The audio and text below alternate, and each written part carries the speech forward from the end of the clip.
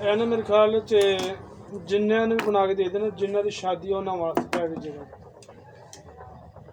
ਔਰ ਇਹਦਾ ਇੱਕ फ़ायदा ਜੇ ਇਹਦਾ ਨੁਕਸਾਨ ਕੋਈ ਨਹੀਂ ਹੈਗਾ। ਟੂਪਾਂ ਨਾਲ ਤੁਹਾਨੂੰ ਪਤਾ ਵਕਤੀ ਤੌਰ 'ਤੇ ਰਿਜ਼ਲਟ ਆ ਜਾਂਦਾ ਜੇ, ਫਿਰ ਜਦੋਂ ਛੱਡਦੀ ਉਦੋਂ। ਲੇਕਿਨ ਮੇਰਾ ਆਪਣਾ ਖਿਆਲ ਹੈ ਜਿਹੜਾ ਬੰਦਾ ਲੈ ਜਾਂਦਾ ਉਹਨੂੰ 10-10 ਬੰਦਿਆਂ ਨੂੰ ਦੱਸਦਾ ਕਿ ਇਹ ਚੀਜ਼ ਨਾ। ਇਹ ਜ਼ਰੂਰੀ ਨਹੀਂ ਹੈਗਾ ਕਿ ਮਤਲਬ ਜਿੰਦੀ ਸ਼ਾਦੀ ਉਹ ਇਲਾਜ ਘਰ ਦੇ ਵਿੱਚ ਹੋਰ ਵੀ ਲਾ ਸਕਦਾ ਜੀ।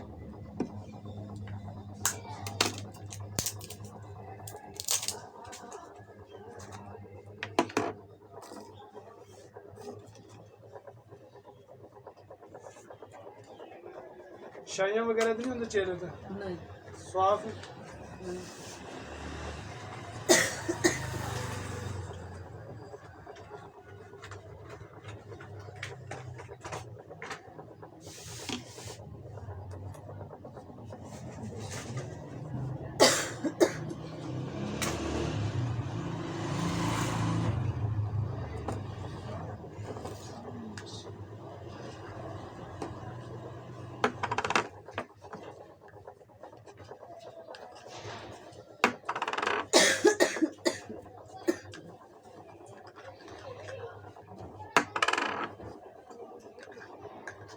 ਤੁਹਾਡੇ ਪਿੰਡ ਨਾ ਇਹ ਵਾਲੀ ਕਰੀਮ ਮੇਰੇ ਖਿਆਲ ਸ਼ਾਇਦ ਕੋਈ ਘਰ ਬਚਿਆ ਹੋਵੇ ਟਿੱਬੇ ਤੇ ਜਿਹੜਾ ਨਾਂ ਲੈ ਕੇ ਜਾਂਦਾ। ਸ਼ੁਕਰ ਅਲਹਮਦੁਲਿਲਾ।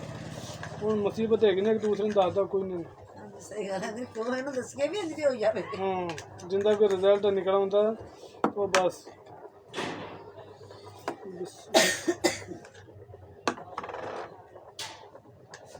ਸਾਰੇ ਲੋਕ ਇਹ ਕਰੀਮ।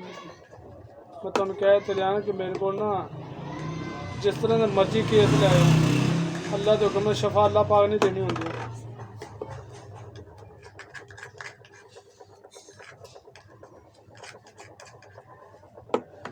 तो मेरे गाँव भी बड़े चंगे ने, मैं तारीफ करा।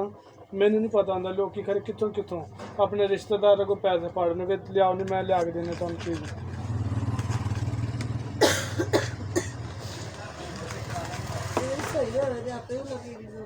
शुक्र अल्लाह पाक दा, चीज़ ना बचत आवे या ना आवे, चीज़ माड़ी नहीं बेची दी।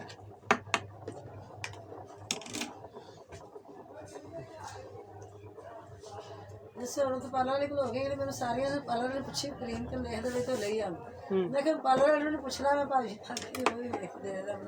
किसी ने ना कुछ ना पूछना, सिर्फ उन्होंने कही कि रात को सौन तो 2 घंटे पहले मुँह हाथ धो के किसी भी साबन फेस वाश ना क्रीम लेवे हल्की जिंद लेप करके छड़ देवे दिनों के विच, और इस तरह का रिजल्ट होगा। और फिर जो मर्जी छड़े इनका नुकसान नहीं होगा भाई। हाथ पैरों वास्ते वो मिलेगी 800 रुपये क्रीम, वो भी मुँह नाल वध कर देगी इंशाल्लाह। गर्दन ते हाथ पैर